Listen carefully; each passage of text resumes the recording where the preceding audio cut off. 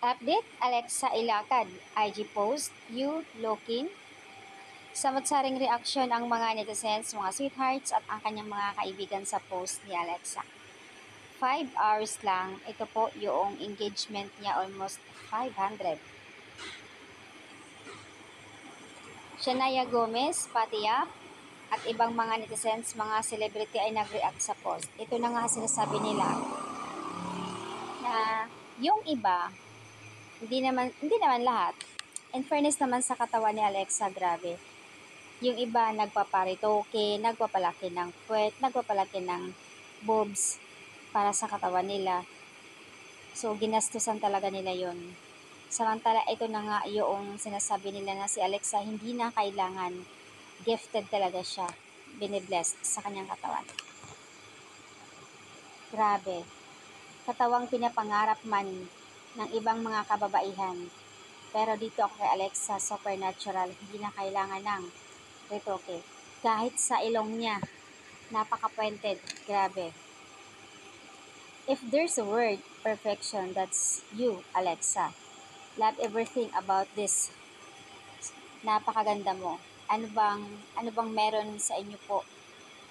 Ang ganda ng iyong katawan, yung curve ng body mo, napakaganda. Pinagpala ka nga talaga, baby Alexa. Stop making me fall in love day by day at Alexa. Sa katawan mo palang nai-inlove na ako. If this is the result of working out religiously, I might as well try it so I may shape your body pretty like you, Alexa. Well, ito na nga rin isa sa dahilan kung bakit mas lalong nag-curve yung shape ng katawan ni Alexa. Hindi lang dahil sa kanyang pag-workout sa Sparta PH, oo, ang laking tulong talaga nun, pero talagang lumaki na rin si Alexa na may curve na yung katawan niya. At mas lalong gumaganda, sexy, inaalagaan niya doon sa Sparta PH. So, ang galing ng coach nila. Yung aming Alexa, grabe ang sexy mo, anak. Tapos, ang ganda ng sinalo mo sa lahat. Gifted ka talaga. Basta ako, kahit sa puwet na lang, ayon sa iba dito, sobra.